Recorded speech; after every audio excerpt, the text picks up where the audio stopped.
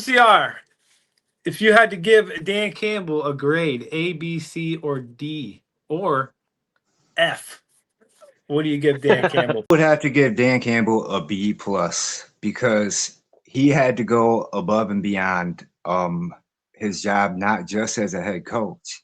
He had to play offensive coordinator too.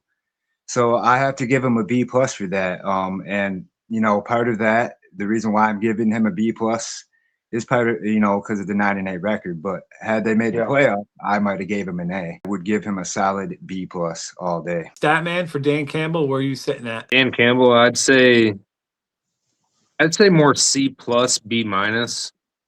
I think he kind of had a fall off year with all the hype behind the team and everything, and ultimately it falls on the head coach, and then the play on the field usually falls on the quarterback. That's usually how it works. So I'd have to say Dan Campbell was C plus, B minus range. Now that's kind of where I was kind of at B minus, C plus too, because of the same fact that they had Dan Campbell as a head coach has to be prepared for the things that are happening, and I don't think he did well enough to adjust and fix the things that were going on. There could have been things that were done during the season to fix some of the problems, and it didn't seem like they were trying to do anything to fix anything. Look how long it took to get JMO involved. We went like half the season without even using JMO, and that's part of John Morton's fault.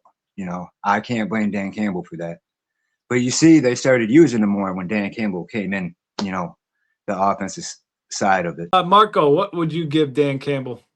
I would say as a head coach, B minus, offensive coordinator, C plus. He wants to do everything, control everything, but it just might be too much for him to do on game day on the sidelines, being both the head coach and the OC. I think you went away from Gibbs towards the end of the season, and he was doing really, really well. Like, he was doing awesome.